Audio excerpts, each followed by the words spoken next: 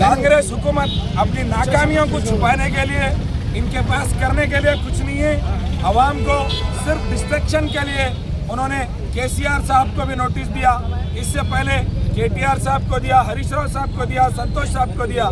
ये लोग अपना काम कुछ नहीं बता सकते, इनके पास कुछ नहीं है।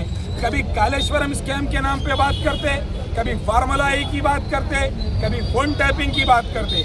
ये मनगढ़ंत कुछ ना कुछ एक हंगामा करके ये आवाम को बेवकूफ़ बनाना चाहते हैं। जिस तरीके से ये आवाम को झूठा झांसा देकर हुकूमत में आए, आज आवाम ये पूछ रही है कि सोने का रेट आसमान चढ़ा हुआ है और तुमने तुलम बंगारम का वादा किया था, वो कहाँ है? इसको भुलाने के लिए ये केसीआर साहब को गलत तरीके से नोटिस दे रहे हैं और केसीआर साहब को, केटीआर साहब को डराने की कोशिश कर रहे हैं। ना हम पहले डरे थे, ना अब डरेंगे।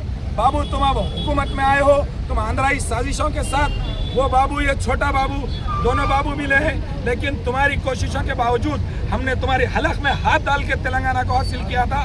फिर से हम तेलंगाना की तरक्की के लिए काम करते रहेंगे। केसीआर ऐसी शख्सियत है जिसने ये कहा था, केसीआर सच्चड़ू तेलंगाना बच्चड़ू। अरे तुम्हारा केस, तुम्हारा जेल, तुम कुछ भी कर लो, केसीआर को फर्क पड़ने वाला नहीं है। केसीआर तेलंगाना के महात्मा है। केसीआर ने अपनी जान की बाजी लगाकर तेलंगाना की 4 करोड़ आवाम के लिए एक अलग रियासत हासिल किया। आज तुम जो चीफ मिनिस्टर बने हुए हो, वो केसीआर के पैरों की धूल है। आज तुम जो हुकूमत में बैठे हो, मिनिस्ट्री कर रहे हो, नहीं तो वही आज जिन आंध्रा यागों के तुम तलवे चाट रहे हो, जब तुम उनके नाखून चाटते होते थे।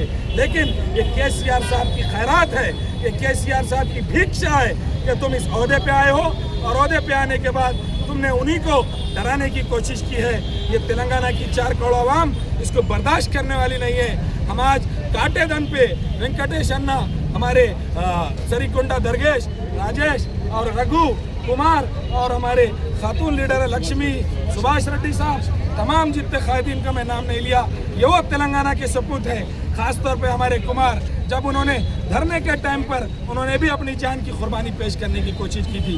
जरूरत पड़ा तो तेलंगाना की हिफाजत के लिए 4 करोड़ आवाम अपनी जान को हथेली पर रखकर हाजिर हो जाएंगे, लेकिन तुम्हारी ये साजिशों को चलने नहीं देंगे। केसीआर साहब के तैयार करदा ये ऐसे सिपाही हैं जो तेलंगाना के लिए ढाल का काम करेंगे।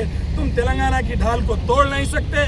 तुम तेलंगाना की आवाम को जरूर एक बार बेवकूफ़ बनाए हो, लेकिन बार बार तुम्हारी बेवकूफ़ बनाने का काम नहीं चलता।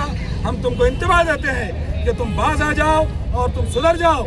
अगर तुम नहीं सुधरेगे तो हम काटेदन की सरजमीन से, काटेदन चौरस्ते से, राजेंद्र नगर कॉन्स्टिट्यूंसी से तुम्हें इंतबाह देते हैं कि यहाँ पर तुम्हारी जमानत भी नहीं बचेगी, तुम्हारी जमानतें जब्त हो जाएगी और केसीआर साहब जिस किसी को भी अपना उम्मीदवार बनाएंगे, हम उन्हें कामयाब बनाएंगे।